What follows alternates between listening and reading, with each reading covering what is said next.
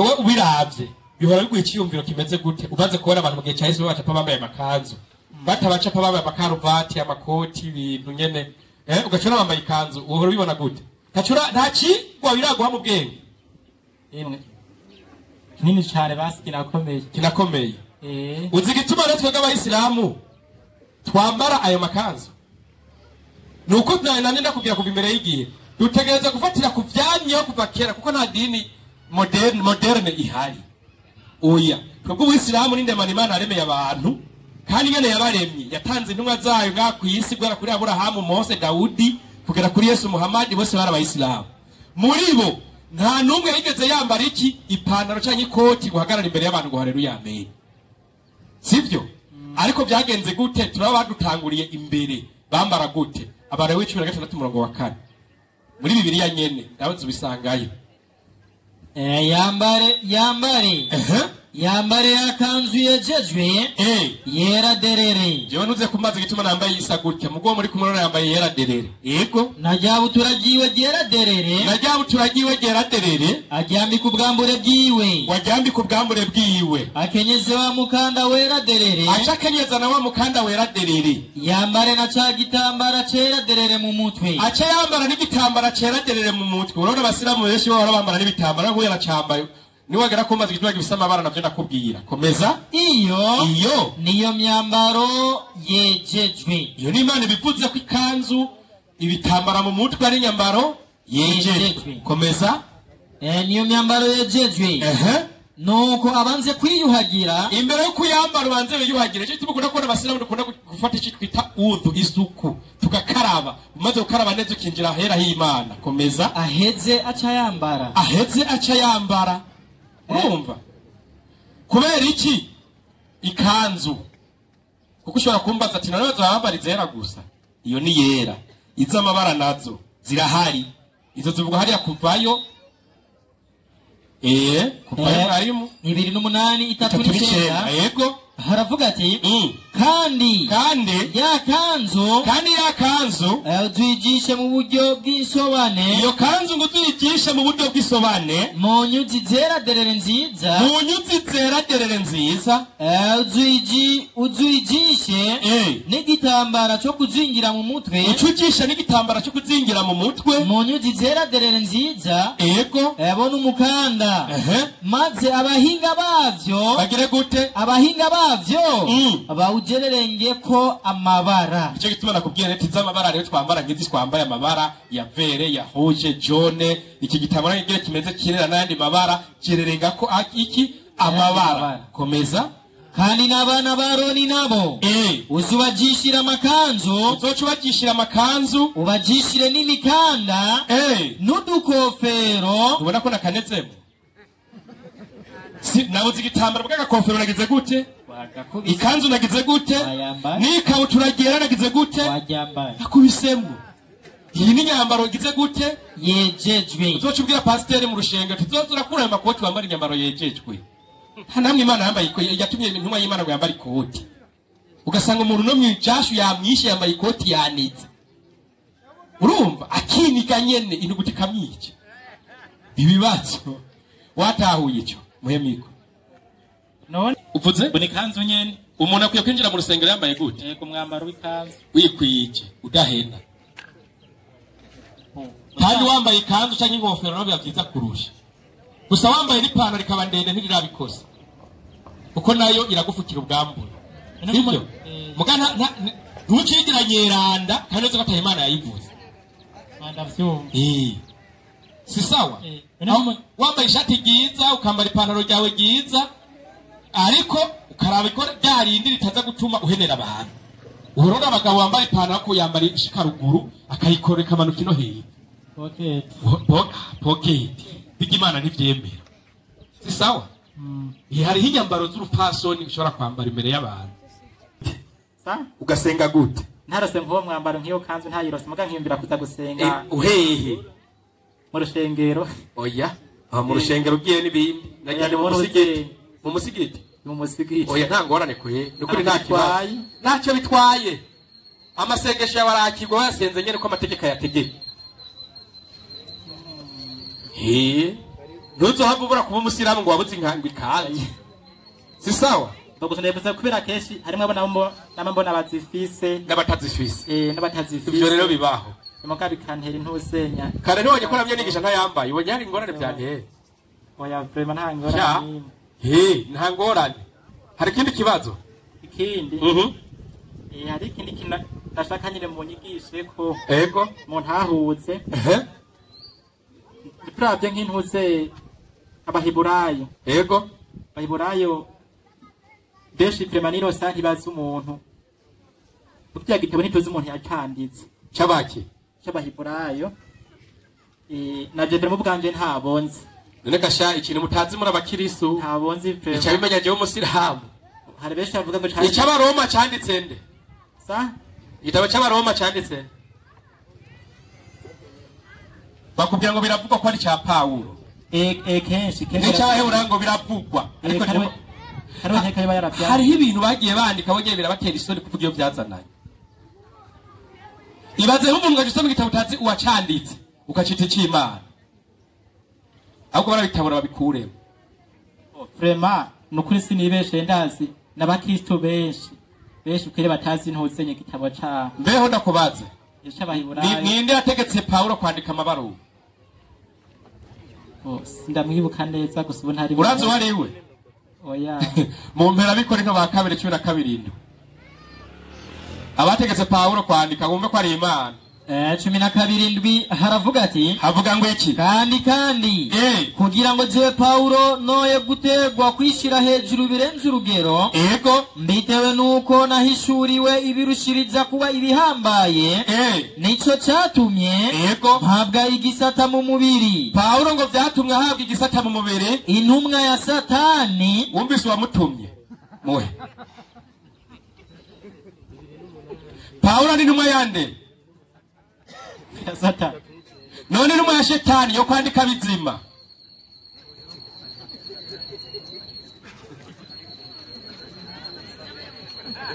intumwa ya Satani yo kwandika bizima era barikarabira barabonye ko ari Niga ni byiza cyane bandanya mwarimu intumwa ya Satani yo kunkubita ibifusi urumva iyo ntumwa ya Shetani yamutegetse kumukubita ibifusi ati kora komeza ngo noye gutegwa kwishira hejuru birenze kandi ntuturishira hejuru birenze urugero intumwa ya Shetani rikiramukoresha bandanye kandi kuri ivyo natakambiye umwami wacu gatatu ngo yatakambiye umwami wawe we gatatu kugira ngo ico gisetani kimvemo yaratakambye tukora uruntu nirumvemwo bigenda gute arambwira ati ubuntu bwanje buraguhagije rukimurimo kuko ubushobozi bwanje buhingurirwa mu ntege nke ubushobozi bwanje ngo buhingurirwa mu ntege nke nuko cyane nzonezererwa kwirata intege nke zanje reka reka ubwire ibintu yagiye arirata gumve ko hari ukuri kuri Pawulo ngo azoguma yirata ngo yiratira intege nke si sawa turabire mwarimu hajyanye mu Bikorinto ba mbere ba kabiri 11 bera 16 aho nyene udusoma n'ubwuzure bushasha kandi nongere kubivuga ngo ni Pawulo ntihagire unyiyumvira ko ndi gifu ngo ntihagire umuntu amwiyumvira ko ari gifu ariko arirataho yego ariko nimwaramuka munyiyumviriye mutyo munyemere nk'igifu ngo muce munyemera nk'igifu kugira ngo nanje Pawulo nirate gatoya kugira ngo nishime ivyo mvuga je Pawulo sibivuga n'ijambo ry'umwami wacu ibyo rero Pawulo yigishije abantu ngo ntabwo yigeze abivuga ijambo ry'umwami ariko ivyo mvuga jewe Pawulo ndabivuga nk'uvugishwa n'ubupfu Pawulo ngo yabivuga nk'umuntu avugishwa n'iki n'ubupfu none umuntu avugishwa n'ubupfu ngo umuntu abatumwe n'Imana ubwo nzire bushasha bwo somanya uwo bwo rero ni ngorane ivyo mvuga je Pawulo simbivuga mbitumwe n'umukama aho tugiye muri Katolika dawo ngo ivyo mvuga je Pawulo sinabivuga nabitumwe n'umukama mukama niwe Mana ariko ivyo mvuga ndabivuga nk'ufashwe n'ibisazi nari umusazi aza kwandikira ibintu ucuvuga ngo uyu muntu yazanye iby'Imana komeza nzi ko mfise imvugo y'ukwininahaza kugira ngo yishime ninahatse kandi ari umusazi ugenga 2 wumva mbega n'abaheburayi Pawulo ageze mu baheburayi aca acika umuheburayi kugira batsindiye ngo nanje ndiwe yari mahenda ku gashetani nyene ngo yacegira ati ndiwe nyene urumva ugira zimiza abantu n'abakozi ba Kristo mbega abo n'abakozi ba Kristo ngo nanje ndimo jewe Pawulo mvuga nk'umusazi mumbere icyuma uca muvugira neza gute ko yivugiye ko ari umusazi urazi igituma yasa uratahura ko ari umusazi neza bo kare twaseye byo kurongora babwiye ngo nimurongore ngo mwimerere nkanje Imana yaremye umugabo n'umugabo ngo umugore n'umugabo ngo babane Pawulo ashaza pinga Imana aravuga ati kurongora no gutarongora ntacyo bimaze byiza mumere nkanje uravyumva ngo ikiza ngo nuko ngo cyitwa umugabo cyangwa umugore batohuye n'cyitwa umukobwa cyangwa umuhungu Imana yavuze ati ngamye umugabo n'iki n'umugore Imana yize itegeko ryo gusiramugwa uko Yesu yasiramuwe muri Luka 2:1 Pawulo acaraza ngo babo bose bitebagura ku mibiri ngo nimbwa Imana yatanze itegeko tikira muntu wese azasiramugwa kwifisa mu itanguriro 11:9 Pawulo atopu tivye Imana yavuze mbere irabesha muri gumira gutyo ngo gukebwanya kuri ngo ni mu mutima Imana ivuga ku mubiri Pawulo nawe avuga ngo ni mu mutima Imana ivuga ati musenge Imana yose muyikunde kuruta byose Pawulo ashaza yigisha abantu gute Tito 2:12 umbe ko tari umusazi igitabo cha Tito 2:12 twitega ivyizigiro vy'amahigwe Pawulo aciyaza yigisha abantu buryo ubuzimire bwinshi bw'abakristo buva kuri Pawulo Pawulo yaciyaza muri Tito 2:12 soma wumvire hitse twitega ivyizigiro vy'amahigwe Pawulo yaciyaza yigisha abantu ngo twitega ivyizigiro vy'amahigwe no kuzoseruka ku bwiza bwa Yesu Kristo no kuzoseruka ku bwiza bwa Yesu Kristo niwe Mana yacu ihambaye n'umukiza Pawulo ngo niwe Mana yanyu ngo Yesu ngo niwe Mana yanyu ihambaye n'iki n'umukiza iyo nyigisho ni y'ukuri ko Imana yavuze gusenga Imana yose uyikunde kuruta byose muri Mose 20 kuva ati ndora Imana yagukuye mu gihugu cy'Egiputa mu nzu y'ubuja ntukagira izindi Imana umbangikanya Pawulo atangwe kwangikanya Imana Yesu amwise ko ari Imana nkuru gose kandi y'ubushobozi kandi niyo mukiza kandi ngo iyo Mana nyene ngo ni nawe mukiza uwo ni Pawulo mu Tito 2:13 umviriza uraciye agenda yandikira irindi baruwa uwitwa Timoteyo wa mbere 2:5 wumve ko umuntu atasara Ijambere yandikiye Tito ngo Yesu niwe Mana yacu ihambaye n'iki n'umukiza ikete rya kabiri yandikiye Timoteyo amubwira ngo iki kuko hari Imana imwe ajagana kwa Timoteyo muri 2:5 Timoteyo wa mbere 2:5 ngo burya rero Timoteyo tiburya hari Imana imwe kandi hari umuhuza umwe w'Imana n'abantu ati hari n'umuhuza umwe w'Imana n'abantu nawe nyene uwo muhuza n'umuntu yitwa nde n'umuntu yitwa Yesu Kristo hari yavuze ngo Yesu ngo niwe Mana ihambaye n'iki n'umukiza mukuba cegana kwa Timoteyo tiburya Yesu n'umuhuza w'Imana n'iki n'abantu wumva muri arakomeye neza wapi kabisa zari zaramucanze umurezi n'ibyo byamucanze abikora no bambere 3:6 ndaza nawe n'umushigikira Abikorino ba mbere 3:6 ndazi Pawulo zovuga ati ubu mumbwiye bya Pawulo nziruka ariko umuntu niyumvira ko atagira umukobwa wiwe neza Pawulo ashaza yigisha abantu ngo huwa uri umutaba cyangwa umuntu akuze bifitiye umukobwa wawe ukabona umukobwa yasaziye muri atararongorwa ngo ukabona ko bikwiye neza namba renze ubukumi ukabona renze ubukumi yashaje nyene kandi namba bikwiye gose ukabona ngo ko bikwiye gose sha nagenze uko agomba wose wewe nagenze uko agomba kandi nacazo bakoze iryo niri yazwe no mukama ngo bikora wewe wabikora oya fema pokusa kana ivonye genda bitaho none dufate ko ntuzero bamubeshe Pawulo yaratutse n'Imana Timoteyo wa mbere 2:5 urabe Pawulo yari muri yatuka n'Imana Pawulo nigeze yemera Imana kandi nacyo nakwereka ko nawe yatanguje ubukirisi umufisi no muzi 2:5 haravuga ati kuko ubupfu bw'Imana Pawulo acaraduka ngo Imana ifise ubupfu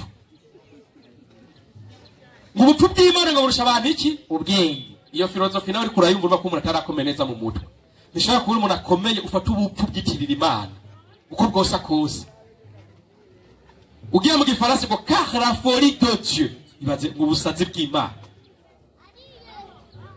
Urumva uyu muntu rero uri kuramwiga uraza kubona ko muratemera iki Imana. Ni nawe rero yatanguje ubukristo no musi mufise. Muko tubibona mu byakozwe n'intumwa 11:25 muca muca mufise idini y'Imana murakowe mutabaye abasilamu nimuzombaza. Nuko avayo Paulo avayo aji Taruso kurondera Sauli. Uyu yari Baranaba yaragiye kurondera witwa Sauli. Sauli nawe niwe Paulo. Amubonye amujana muri Antiokia. Acha amujana muri Antiokia. Bamarayo umwaka wose. Bacha bamarayo umwaka wose. Bakorana n'ishengero.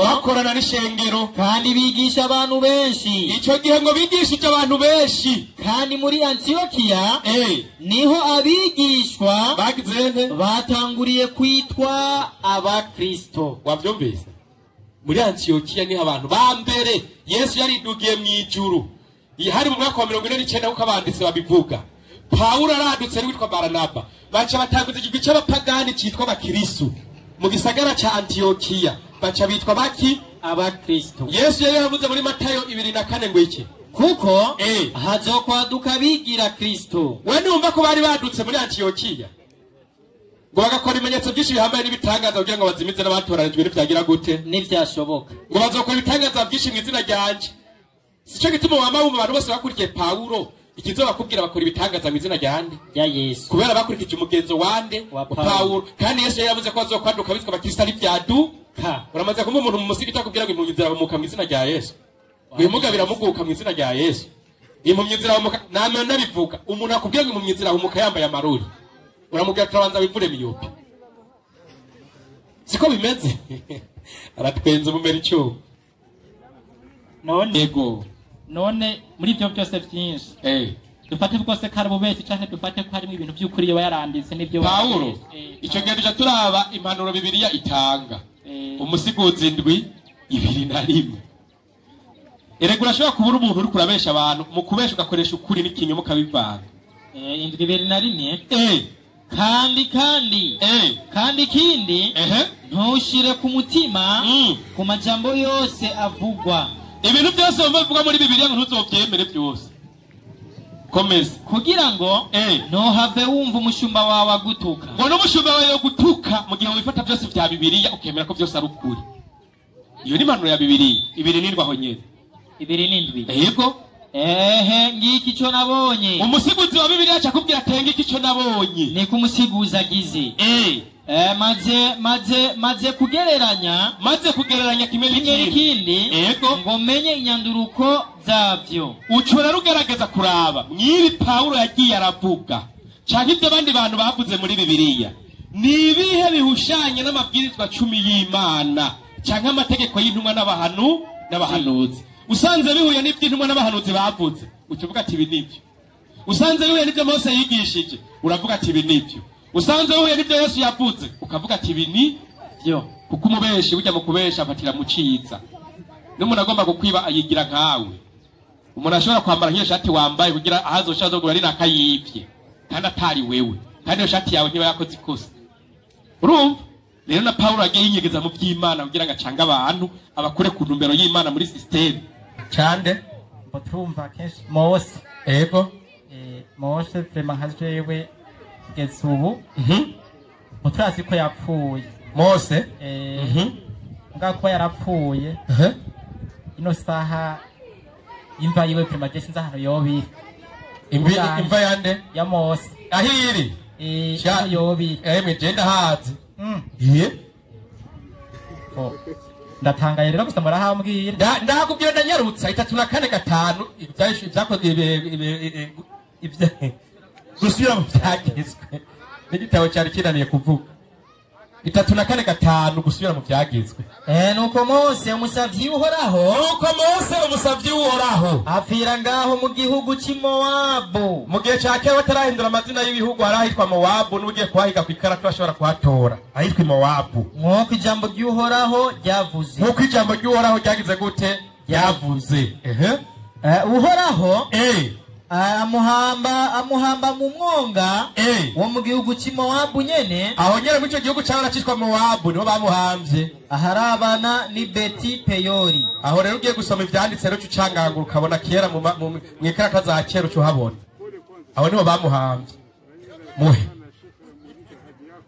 Naceke cyo kuze kuyaga n'abantu bakomeye mu by'Imana kenshi abapasteri abantu bakomeye mu kwemera abandusha. Mu by'ukuri barambwira ati ati nubwo uzosoma nkeka cyose Bible yose ukayimara ngo nta nukuri uzosanga intuzenya urupfu rwa Mose. Urababwira uti narahuye n'abasilamu banonose Bibiliya barampinye ndi.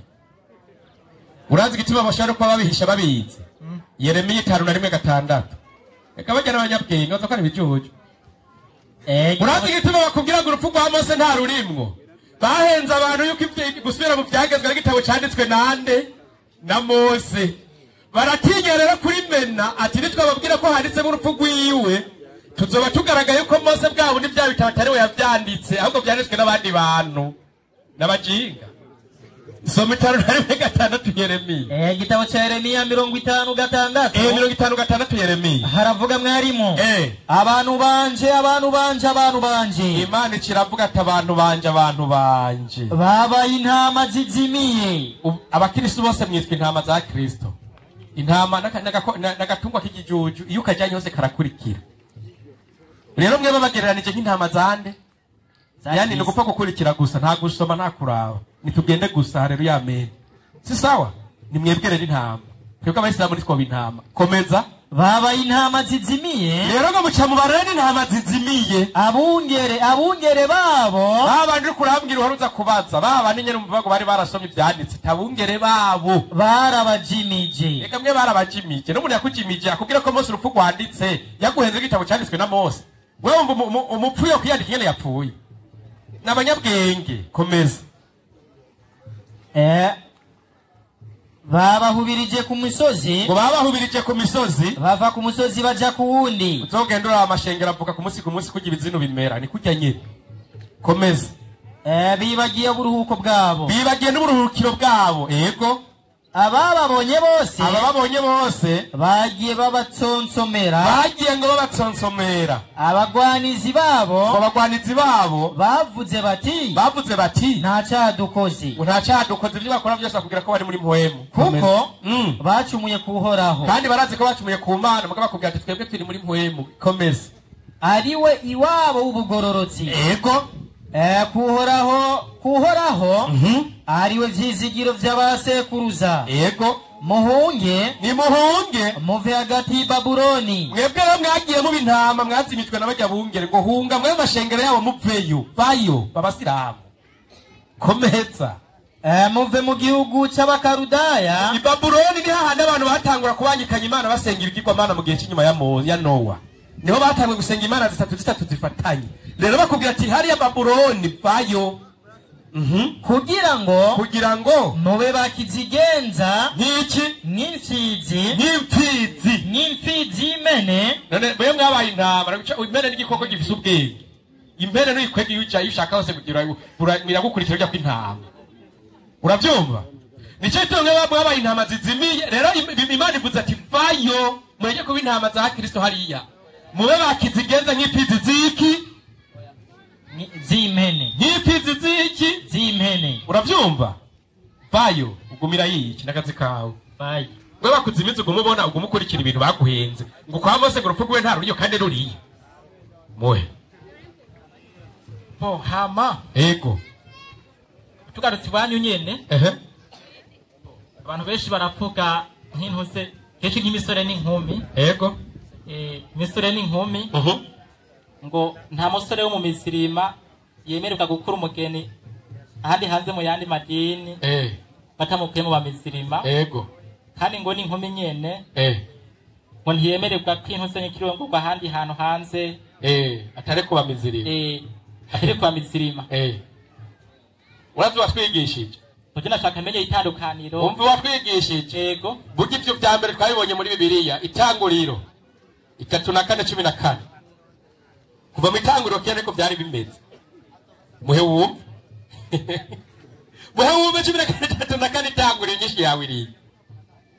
3:4 14 ego baramubwira bati itanguriro 3 aho nyene 14 baramubwira bati ni ikintu tutoshobora twebwe abayisilamu mvirize na twebwe abayisilamu kweri hari ikintu twe tutoshobora mu bayisilamu gushingira mushiki wacu ubu nka jewe Idrisa nkahitana mushikanye nje kumushingira umuntu atakebwe ku muntu atasilamu wipo kizire kumejo kukico coba kamaramaza kuri twebwe ico coba kamaramaza kuri twebwe abayisilamu icyo bitwemeza icyo twemeza rero ngeretse ingere bica bigenda ni iki kimwe gusa ni iki kinongera tugushingire mushiki wacu kaje gushingire mushikanje w'umusiramu nuko mwoba nkatwe nuko ujuzana ukaba umusiramu kamera nka jewe umuntu wese muri mwebwe agakebwa ukabanza gukebuka umusiramu gasenga gatanu ku munsi ugashikana ibisabwa by'uwakebwe apana gukebwa ku mubiri gusa bwo gutinya sida gukebwa ku itegeko rya Isilamu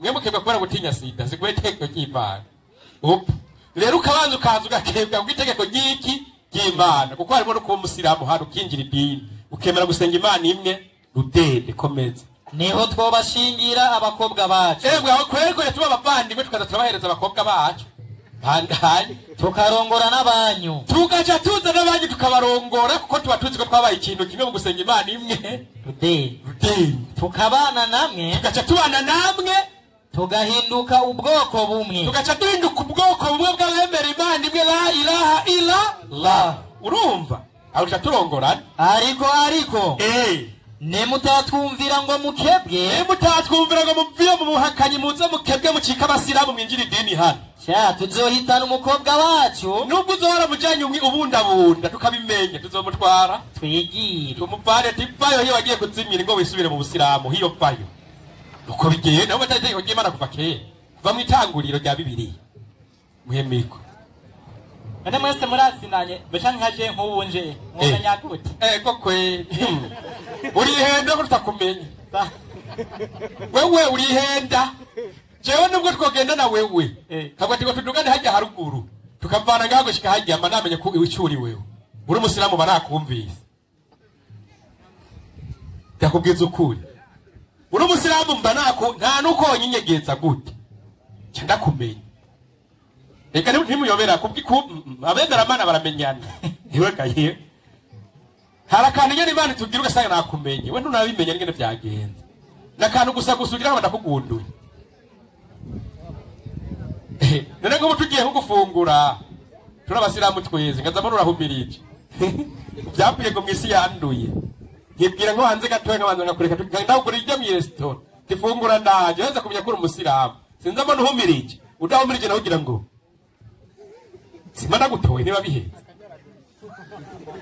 umurakotse none bishitse nyene nkarabirenze ko mbashira intuze urubanza rumeze gute urubanza tubaciye iraguma iwanyu canke barinza birenga ko bitaga bataye n'ubusiramu urazi Imana yavuze ko batu ubusiramu bakata amategeko y'Imana bazi ayintumwa y'Imana naye y'Imana bakabita bari babizi urazi Imana bavuze umburiza muri Qur'ani mwari twagiye muri Qur'ani ubunaho 3:86 3:86 Bismillahirrahmanirrahim izina ry'Imana nyene imbabazi nyene impuhwe ni gute uhoraho yoyobora abasubiye mu buhakanyi umuntu agiye kurongwa ku mukirisa n'umusiramu agiye mu buhakanyi uko abagiye kwemera amategeko y'ubukirisa inyuma y'ukwemera kwabo yego no kuba bari baremeye ko intumwa ari y'ukuri intumwa y'Imana ibyo yigishije barabizi yabirenze ko yagiye kugira ibyo kandi abizi ko intumwa y'Imana yabimwigishije kandi Imana atwe ati nitwemere ibyo intumwa zatwigishije yarabimenye abigendera ko arabita uyoreje bigenda gute no kuba barashikiwe n'ivyemezo iboneka akaba yarasomewe Qur'an agasomerwa amajambo y'intumwa y'Imana akamenya ati iki kiremo kirabujijwe mu vy'ukuri uhoraho Allah yego ntayobora abahemutse nabo bamaze kuyoboka aba Imana itari buyobore matwe two bayobora bigakura ibikunda bene abo bazoronka imembo y'umuvumo y'uhoraho ico gihe amaze guta ubusiramu akaja kubana nawe ku mategeko yawe yo kutubanyikanya Imana acaba ku muvumo w'Imana n'uw'abamarayika agacaba ko n'umuvumo w'abamarayika hamwe n'uw'abantu bose n'umuvumo w'abantu bose bo kw'isi uri kuriwe nuko twebwe abaturaba kwiga kandi uwo muvumo bazowubamwo ibihe n'ibindi baca bawubamwo ibihe n'ibindi kuko barenze amategeko y'iki y'Imana komeza kandi bazohanwa ibihano bikomeye baca barindira rero babipfira ibihano bikomeye kuri wa musi w'imperuka kandi nta n'agahengwe bazogira kandi abo ntibazigera bagirirwa n'agahengwe kiretse abigaye inyuma kiretse wa wundi azobibona agashaka akakwigisha bati urabona ko wandongoye n'umusilamu ukambonera ukanjana tibugenda keneye tubera unyaragasubika ku musigiti wemere nawe Imana imwe ruteye wenyine akabyumva bakaguhanura nawe mugaca muzanira ku musigiti mukaba baki abasilamu aho urubanza rucagoro umurizi gano carugera bakanatungana ibikorwa byabo mugaca mwongera mugatunganya ibikorwa byanyu mukaba abanyakuri mukaza mu musigiti atakubeshanya mukaba muje gusenga Imana imwe rudende mukubahiriza n'amategeko y'Imana n'ayintumwa zose ziki z'Imana bugiye ukoreko kurokoka kwayo mu by'ukuri uhoraho mu by'ukuri ngaho rero uhoraho niwe nyene ikigongwe nyene muhe aca kubabarira ati ko wikubisa agasho kagaruka we urabaye umuntu wanje subira mu ruhongore mugabo utavyemeye wibera iyo nyene umuvumo w'amarayika n'abantu kuri wewe nyene nubwo bwo umubwira umusheri wango sheri shushu birakuraba mugo umuvumo w'Imana buri kuri wewe kubera warinze amategeko y'iki y'Imana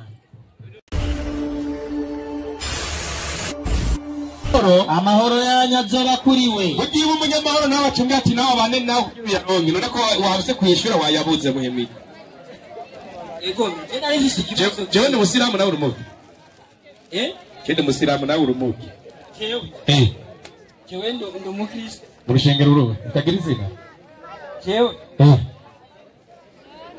singiye urusengero sengamo kuko urusengero n'umutima w'umuntu ibyo bikurahe urusengero n'umutima w'umuntu hajya Yesu yinjira mu mitima y'abantu Yesu uburebuse ubwenge gusumba Yesu yaje kurangura ibyanditswe we nta rusengero ugira jewe n'umutima w'iwanje ndarufite urazi igituma batinye kuruvuga reka narakubwira uko ariko ibyanshiro Yohana 2:12 utinya kuruvuga none ruteye isoni igitabo cy'Ivyahishuro Yohana 2:12 yego kandi wandikira umumarayika w'ishengero ry'Iperugamo Imana yenyine irazi ko ari urushengero rw'Iperugamo usanga ari gusengeramo uti ufise inkota ikarishe aravuga ibi ngo ndaza huba nawe namenya aho bari muri urwo rushengero nyene aho mu rusengero niho umugwa wa Satani uri kubera ari umugwa wa Satani watinye kuruvuga uhezagiye muherero mi yego mije nashaka kubaza Jabo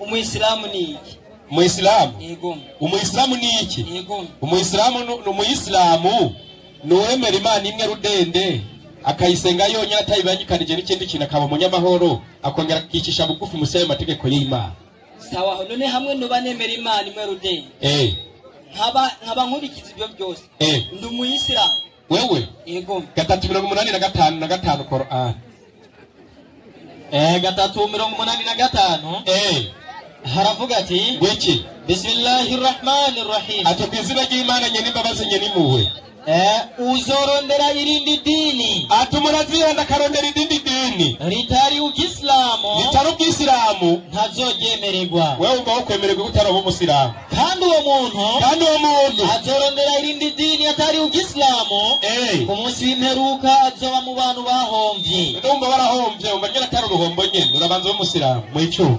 bahomvye nyene bombise cuke niwe mohe nuko umwisilamu na Islamu radishikisigura Nambe idini urachikisigura idini ntacyo nzi cyane idini bisigura inzira nagomba mbazero n'inzira ijahe Dabo inzira ijahe yego inzira ijahe uko inzira ni nyinshi inzira ni nyinshi yego 4:6 Qur'an 6:8 Qur'an yemwe basavyi banje beza ntimuzogira ubwoba kuri uyo munsi kandi ntimuzoganya mwebwe mwemeye amajambo yacu y'uhoraho Allah mukaba n'abayisilamu b'ukuri mukaba mufise n'abandi bari muri ya nzira ya Islamu y'ukuri nimwinjire mu bwami bwo mw'ijuru iyo nzira idini y'ubuyisilamu ijana mw'ijuru mwebwe n'abagore banyu tuzigira twebwe n'abagore bacu muhemiko wumvise yija yego ijahe umvuze ko ijya mu ijuru. Urakoze. Sanga mbambaze We banzo nyumviriza. Nawe iyo urimwo ijya. Jewe iyo ndimo. Nake ijya mu ijuru kuko uri umukristo. Nakubwiye. Bamwe ko umukristo. Yego. Nari umukristo azoja mu ijuru. Kubera 15 11 n'abakorinto ba mbere. Gatonya abanza umureka tacha kubazo gya. Oya kana gushana bukebu. Ndagusomera cyo gusubiza. Cyane bukebuke kuri dusobye muri Qur'an. Mbe Qur'an ni iki? Qur'an ni iki? Yego. Ndamajambo y'uhoraho. Amajambo y'uhoraho yavugiye he? Yavugiye he? Yego. Yavugiye ngaha kwisa iyakuye mu ijuru. Yanditswe nande? Yanditswe nande? 813 Qur'an. Qur'an. Sawa. 813 izo nyigisho za Qur'ani, izo nyigisho mvise za Qur'ani zanditswe mu nyandiko nyeranda, izo zanditswe mu nyandiko nyeranda, kandi ziteka kandi zitagira kanenge, kandi zo zari mu maboko y'abamarayika bashinzwe kwandika. Zavuye mu mwe y'abamarayika bari bashinzwe kwandika, aberanda n'intungane, kandi baraberanda b'intungane muhe abakristo ruhinge yanyandiko. Abakristo baja mu ijuru sinavyibagiye musome Bibiliya reka duhetse soma Bibiliya 15:18 cyanaguha kandi asangwa bimeze bityo n'abasinziriye muri Kristo bose, abantu mugisinzire mu Kristo mwese barayogeye, mwaramaze kuyogera subira bandanya. asangwa muri ubugingo bwonyene, asangwa muri ubwo bugingo bwonyene ariyo twizigira Kristo se kuba bagowe. abantu bagowe mu nzira yabo bajana he? Bazaba bitwa baki? Abakristo nyene basinziriye muri inde? Muri Yesu. Abayisilamu nabo ngo bazoja mu ijuru kubera mu idini ryitwa gute? Ry'Islamu. Aho niwo witamo n'inzira zibiri, iyo ukuri n'iyikinyo no kwisi niko bimeze. Hari Uwisilamu n'Ubukristo, inzira zibiri, y'ijuru n'iy'ububeshi n'umuriro muhe. Sawa, cyane yakonda narishibazo kuri Qur'an. Ego. Uvuze ntiyanditswe n'abaki? N'abamarayika mu ijuru. N'abamarayika mu ijuru hamwe kigera hano kwisi guri. Yageze aho bigenze uko gukurikira muhe. Qur'an 18 uherere 18 namu haravuga ati ugushimagizwa gukwiye n'ukuhoraho Allah we yamanuye mu guhishurira umusavyi wiwe Muhammad igitabo ceranda. Imana imaze kuba abamarayika banditse ku rubaho rweranda, harageze igihe rero Imana itangura guhishura kimwe kimwe abamarayika bazaniye Muhammad ariwe Gaburiyeli. Komeza bamuzaniye Muhammad, kandi ico gitabo ceranda Qur'ani yagikingiye kubamwo amahinya. Ico nta mahinya ariyo, kiratomoye, igitabo gitomoye no kugira ngo kigabishe ku bihano bibabaza. Ico gituma tubabwira ati abana bo mu ijuru, abana bo mu muriro, kuko Qur'ani yaramaze kubatubwira ingene bameze.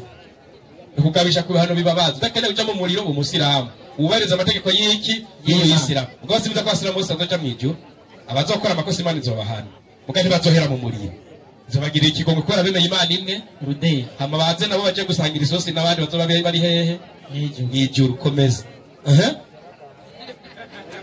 kandi gihe n'inkuru nziza abemera, kandi ico gitabo ca Qur'ani caje no guha inkuru nziza abemera bagakora n'ibikorwa vyiza. Kuko abo bakora ibikorwa vyiza bazoronka impembo nziza cyane. Iyo niyo Qur'ani urayumva muhe wumvirize. Sawa, ngomba maze gato. Ego. Kubera iki mubatiza? Iki tubatiza. Kubera iki mubatiza nk'ibyo mejeje kubona mukanga? Kubera iki mubatiza? Nawe twabatije. Muheje. Uraje sigura kubatiza. Imwe mwabivuze. Uraje sigura kubatiza. Imwe mwabyivuze. Umviriza ngugira sigura kubatiza. Yego. Kubatiza ni bateme.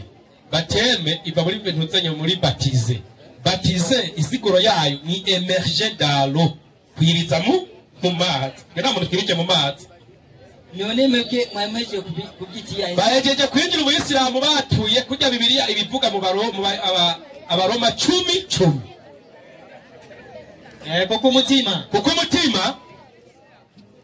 Kuko umutima ariwo umuntu yizeresha ibyo by'amazi byajanye na Yohana. Kubera ko byajanye na Yohana Yohana yavuze ati jewe ndababatiza mu mazi ngo mwihane ariko uza inyuma yanjye ndusha ubushobozi imbere no gufundura imigozi y'ibirato byiwe atuwe niyaza azobabatiza muri mpwemu yera no mu muriro. Ivyo bivuze muri Matayo 3:10 baza kubisoma.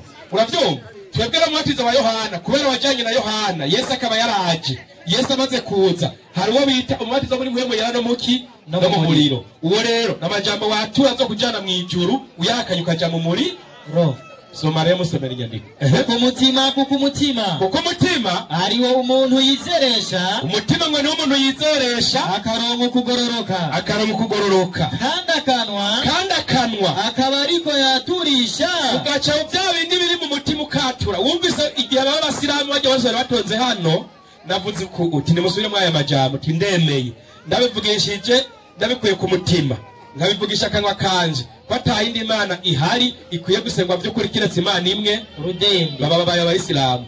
Kandi twemeye ko Muhammad na Yesu ko ari intumwa z'Imana. Baba bararangije kuba abayisilamu. Umuyisilamu agacategekwa kwemera intumwa zose zabaye ngaha ku isi. Ukaba wigiriye mu idini rya Abraham, idini rya Yesu, idini rya Noah, ukaba wibereye umuyisilamu. Ni uko bimeze. Kuko na Yesu yaravuze kugira ubugingo budashira muri Yohana 13 bavuga ngo iki? Abo nibwo bugingo budashira ko bamenya wewe Imana yonyene y'ukuri niwe watumye yitwa nde? Yesu Kristo. Wumvise ko tuvuze ati Yesu si Imana abantu bavuga ikinduru kandi Yesu wenyene yavuze ati jewe ndi intumwa y'iki? Y'Imana. Umuntu yagira azoro nk'ijuru aronka ubugingo budashira nuko amenya Imana akamenya ubukuru bwayo akamenya n'iby'Imana yatumye intumwa. Niko bimeze mumera icyo si sawa. Ego aho tigo turajana cyane go. Tigo turajana? Ego. Jengo mamazire kubera iki none mwashimye kubavugisha mu ndimi zibiri zitandukanye. Mu ndimi amajambo amwe.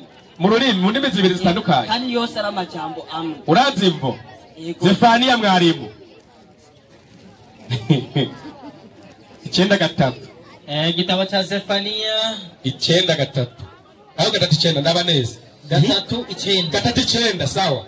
Kuko icyo gihe buri zibari ngani vuga. Icyo gihe nzohindura amoko yose. Ati nzohindura amoko yose bagire ururimi rumwe rutunganye kugira ngo bose babone kwambaza izina ryanje jewe Uhoraho. Bahuje iki? Bahuje inama. Wumvise igituma twasomye mu ndimi zibiri anzo nyumviriza. Twebwe turashobora kuvuga mu rurimi rw'icyara muti ashhadu alla ilaha illallah wa ashhadu anna Muhammadur Rasulullah. Ayo n'amajambo uvuze ni kugira ngo ejo ntihaza nk'undi muntu avuga ko rurimi ntaza canganye kibati imbere yavuze ibiki.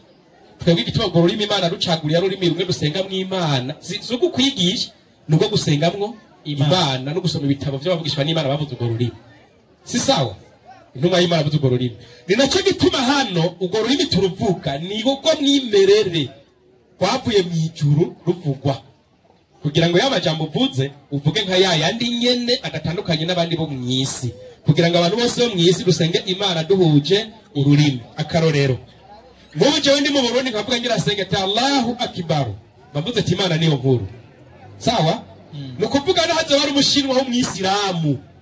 Avuze mu musigiti ati Allahu Akbar numva ko senze y'Imana jewe ngira gute? Usenga kwidusanga izina. Numvise umushinwa avuze ngo ashhadu alla ilaha illa Allah ndazi ko avuze ati nta yindi Imana ikwiye gusaba kurikira Imana imwe rudende. Cha numva ko ibyo dusenga nanje bihuye. Duca dusenga duhuje iki? Inama. Mugango nk'umushinwa yoza mu rusengero rwo mu Burundi yurutsinde guhunye. Agacaza hariya ngo haleluya. Acha ivyo nibiki. Kuko navyumva. Yasashima ntazi ibyo ari byo. Ntanamenye yagiye ngo nihe. Wowe ugiye ku mushinwa ngo cha urabizi. Wumva udasenze. Mugaje nko ndashaka kugenda mu Bashinwa ntaguruka imbere ati ngo dusengeshe unishavuye mu Burundi ntagara hajya imbere ati Allahu Akbar. Cyangwa hagati ashhadu alla ilaha illallah wa ashhadu anna Muhammadur Rasul. Baca bumva ivyo ndimwo. Mugabo mwebwe uje mu Bufaransa utizi igifaransa musenga, uje mu Bushinwa ushaka gusenga n'urusengero rwawe nturumenye kuko ntibatse nkayi wayi. Ariko musaraba gusa. Rero ururimi nukugira ngo twese dusenga Imana duhurije ko twese. Wabanye wa Mungu hajya ngo harongo bagangoza katonda ngo Imana ngo iki amazina yose ugasanga arahushanya ucusanga n'Imana muri ko murasenga atari zimwe kubera ururimi siru rumwe. Mumvuze ati Allah nushaka uburi hehe ucyabona ko ari wa wundi kibirengeye utokwita n'izina uwundi muntu iryo zina ry'uhoraho Allah uravyumva nico gituma ubwo rurimi rero babusubiramwo tugaca tubabwira n'isiguro yavyo tubasigura kugira batahura ivyo bavuze urumva nico gituma n'ururimi ari rumwe twese kugira n'uwahindura tuguhinyutse uko mwebwe musenga imana nyinshi cyo n'amashengero yanyu yabaye ikintu yabaye umurenge kandi imana zose musenga si zimwe ivyo birazwi tugiye gusoma ivyo mwemera mu bitabo byanyu ivyo n'abikenana bikubwira navyo nyene mumera icyo sawa none aho nyine kuri icyo kintu cyane n'ururimi ati tuzovuga ururimi rumwe ryahari icyo gihe n'igihe cyarageze cyageze kera ahubwo baratevye urakomurize mu musigiti kera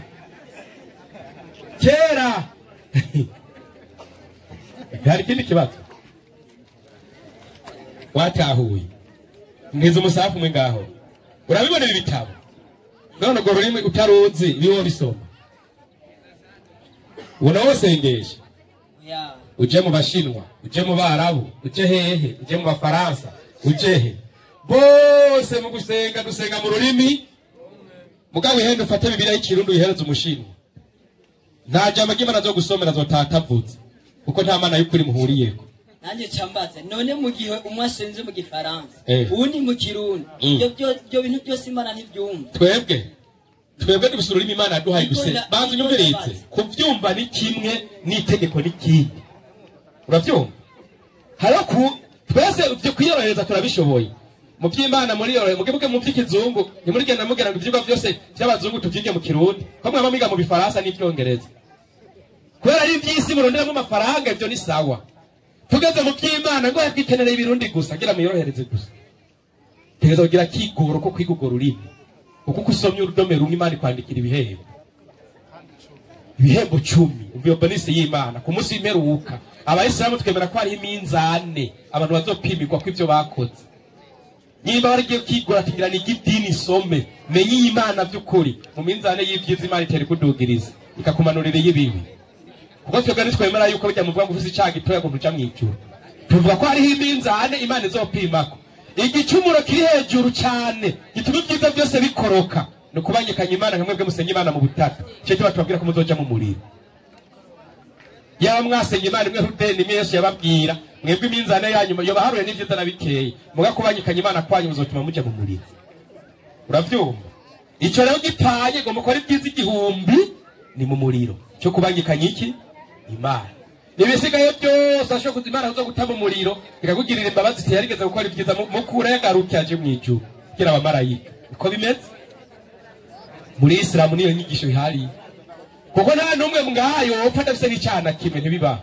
ushobora kubesha utaruzi ko wabesha imana ikagikwandikako nico gituma umuntu wese agendera abamarayika bangahe babiri uwandika ibyiza n'uwandika ibibi unyaruka kwandika n'uwandika ibyiza ubuteba kwandika n'uwandika ibibi burya wigaruye kirafutwa uravyumva sawa ivyo rero ni ku Islamu yigisha wewe wihatira gukora ibyiza byinshi gusumba gukora ibibi rero ushaka umusiramu mwiza wirindagira umutima mubi aho uri hose ukabana umutima mwiza ugakora ibyiza niko bimeze ukareka ibibi ugakora ibyiza kugira ngo ya minzane yawe y'ibyiza igumigira gute ituka niba reka kwiga urwo rurimi uri umunebwe imana izoguhana kubera ko iby'isi mubyiga mu ndimi mushe mukunda z'abanyamahanga ko tunarabona igifaransa cyose mwagihinde mu kirundi gusa